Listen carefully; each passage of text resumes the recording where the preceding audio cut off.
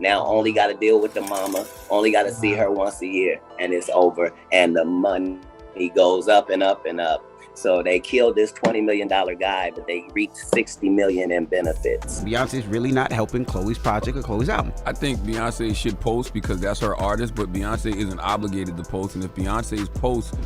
Okay, I'm sorry, but this is really fucking creepy. Like, Beyonce has been trying to write me out of my own narrative for like years at this point. Like, this is so fucking weird. After setting his sights on high-profile figures like Steve Harvey and Kevin Hart, Katt Williams is now turning his attention to the beloved Beyonce. Katt suggests that Beyonce's journey to stardom isn't as flawless as her fans might believe. Venturing into this controversial topic, Katt is navigating risky waters by critiquing one of the music world's giants. The potential backlash from Beyonce's dedicated fan base, the Beehive, is significant, yet Katt has never been one to shy away from uncovering the less glamorous aspects of the entertainment industry, and this time is no exception. In a recent eye-opening interview, Katt shed light on the often obscured mechanics of the music business, hinting at a systemic design to elevate certain individuals to positions of influence. While Katt tactfully avoided naming names, the buzz among fans is that he's hinting at Beyonce, suggesting her ascent might have come at the expense of others. Brace yourselves, as Katt Williams is about to reveal some potentially unsettling details, indicating that Beyonce's narrative might be more complex than previously thought.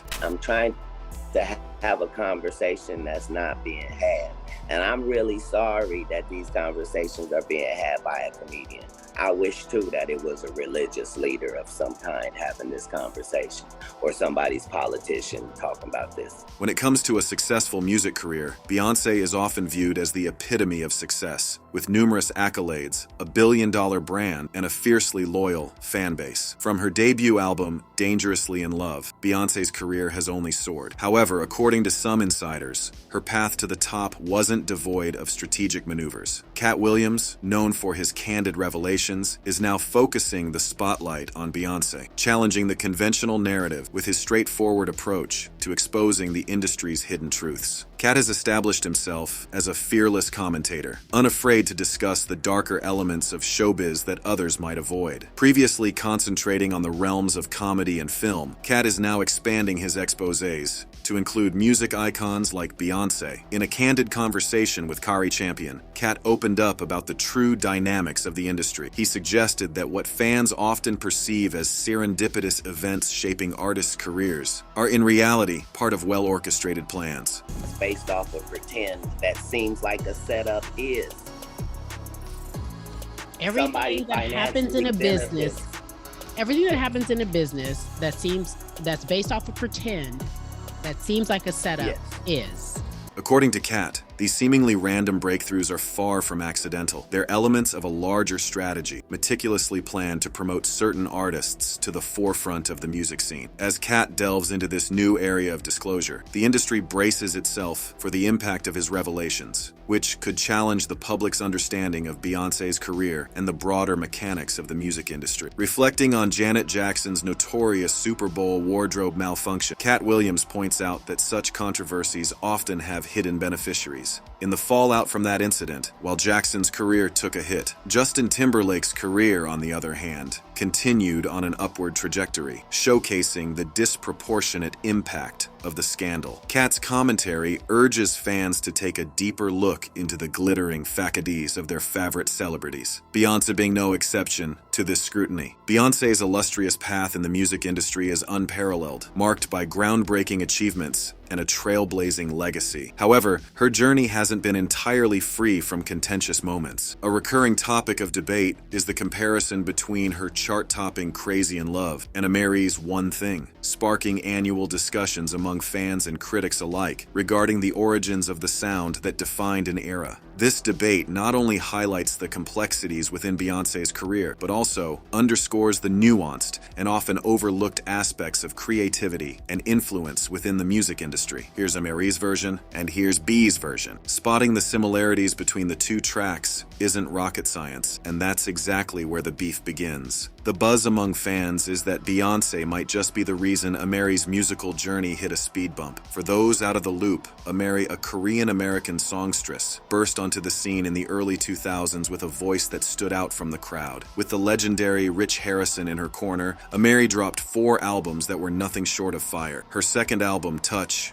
truly put her on the map with its unique go-go style, a vibe that J-Lo and Beyonce would later vibe with. Go-go, straight out of Washington, D.C., is a sound that resonates through Maryland and Virginia, making Amerie the queen of the scene. It looked like Amerie was on the fast track to legendary status, with the creme de la creme of the music world vibing to her tunes. But then Beyonce stepped into the frame, and just like that, Amerie seemed to vanish into thin air. The word on the web is that Beyonce might have borrowed a little too heavily from Amerie's playbook, nudging her off the stage. Despite being a newcomer herself, Beyonce had a squad of heavy hitters backing her, leaving Amerie in the dust. But if there's one thing you can count on, it's the beehive coming through for Queen Bee. The moment whispers of Beyonce cribbing. Amerie's style started making rounds. The hive was buzzing, ready to clap back. They pointed out how Crazy in Love hit the airwaves first in 2003, a whole 2 years before Amerie's One Thing made waves. One fan clapped back saying, "Crazy in Love dropping first set the stage for One Thing. Without Beyonce's hit, Amerie's track might have never seen the light of day. That sound was way ahead of its time." Another chimed in, "Enough with these baseless digs at Beyonce to fit some narrative. It's starting to sound like pure jealousy." The argument seems pretty tight, right? But here's the twist. While it looked like Beyonce and Amerie were running in different lanes, they shared a common thread: Rich Harrison. And here's the kicker. Harrison wasn't just the genius behind Amerie's debut. He was also romantically linked to her. This connection adds layers to the drama, suggesting the lines between inspiration and imitation in the music biz are blurrier than we thought. Their first encounter unfolded in a McDonald's parking lot, where a brief jam session was enough for Harrison to realize he'd stumbled upon something extraordinary. During a 2002 chat with Hip Online, Amerie shared, "For some reason, we had a very special chemistry. When we would work together, something great would happen." Harrison was no stranger to the big leagues, having collaborated with powerhouses like Mary J. Blige and Toni Braxton. His portfolio made him the go-to guy for anyone aiming for stardom in the music scene. This very reputation led Beyonce's father and industry mogul Matthew Knowles to introduce Beyonce to Harrison, setting the stage for their collaboration. This partnership sparked speculation among fans, with some believing Beyonce's teaming up with Harrison was a calculated move to edge Amerie out of the spotlight. One fan speculated, "Beyonce is a fan. She tracks Rich Harrison down. He gives her Crazy in Love, uses the same formula he used for Amerie. Same swing style, vocally and visually. It becomes the lead single for the Dangerously in Love album. Hits #1, stays on the charts for 27 weeks. The narrative continued. 2005 rolls around. Amerie drops her sophomore album, Touch. The lead single is One Thing, which bears a striking resemblance to Crazy in Love. It's Amerie trying to reclaim a sound that was hers in the first place. But B has already hit the stratosphere. This perspective challenges the Hive's argument that Beyonce's release timeline absolves her, suggesting instead that the music industry's inner workings are more intricate than they appear. Katt Williams' insights imply that the birth of a song doesn't always precede its public unveiling. Producers might sit on potential hits, waiting for the right artist to breathe life into them. Rich Harrison himself confessed to harboring the Crazy in Love hook, sampled from the 1970 tune Are You My Woman, long before it found its way to Beyonce. In a revealing 2004 interview with MTV, Harrison shared his journey with the track, saying, "I remember when I first did the beat. I played it for a lot of my buddies, as I normally do, and they couldn't dig it, but that's when I knew I had something special." This testament from Harrison adds another layer to the saga, hinting at the complex tapestry of creativity, timing, and strategy that defines the music industry's hit-making process. "Sometimes people need to hear the whole record," the producer continued explaining. "Yeah, I had it in the chamber. I hadn't really shopped it much because sometimes you don't want to come out of the bag before it's right. People don't really get it, and you'll leave them with a foul taste in their mouth. So it was just something that I held on to until I got the call from B." This reveal from the producer hints that the banger had been kept under wraps for a good minute. While he didn't spell it out that the track was originally whipped up for Amerie, the online detective squad is pretty much convinced that was the deal. Crazy Crazy in Love was seemingly tailor-made for Amerie, but the big shots at Columbia Records had other plans, eyeing a bigger fish for the track, sidelining Amerie from what could have been her big break. This twist suggests Beyonce might have done more than just snag Amerie's musical vibe. A snippet of Amerie discussing future project ideas mirrors the vibe of Beyonce's Renaissance album art, stirring the pot even more. While some of Bey's squad rushed to her defense, others reckon it was Amerie's label that did her dirty, not Beyonce. One fan laid it out. Amerie's album was number 192 on the Billboard year-end chart for its release year. It had yet to pass 500K sales in the US 5 years after its release. They've never supported Amerie. Another added, the music industry did Amerie straight up dirty. The convo on whether Bey's to blame for Amerie's career hiccup keeps the fans split. But one thing's crystal. This drama has got some folks side-eyeing Beyonce a bit different. And yo, this is just scratching the surface of what some peeps reckon are Beyonce's low-key moves to keep her throne secure. Chloe Bailey can dish on how Bey might stretch to keep her spot at the top of the charts and her stronghold in the game. Chloe and Halle Bailey first grabbed the internet spotlight with their bangin' song covers, showcasing mad vocal skills right out the gate. Their very first YouTube drop in 2011, a cover of Beyonce's Best Thing I Never Had, proving these sisters had the chops. With talent like that, it wasn't long before they were steered down the Disney child star route, kickstarting a journey in the limelight. The definitive "We've Made It" moment for Chloe and Halle Bailey materialized in December 2013 when none other than Beyonce herself took notice of their talents. During this period, Beyonce was revolutionizing the music scene with her eponymous album, and the Bailey sisters were riding their own wave of acclaim with an exquisite cover of Pretty Hurts, a standout track from Beyonce's album. This cover managed to find its way onto Beyonce's social media feed, and suffice to say, she was thoroughly impressed by what she heard. Beyonce, with her keen eye for spotting emerging talent, swiftly signed Chloe and Halle to Parkwood Entertainment, her own record label, effectively taking them under her wing. It was as if the sisters had hit the mentorship jackpot, yet their career trajectory post-signing unfolded in unexpected ways. While Chloe Bailey embarked on her solo journey, releasing In Pieces on March 31st, 2023, with the guiding hand of Beyonce, the album's performance fell short of expectations. Despite the album's potential and Beyonce's mentorship,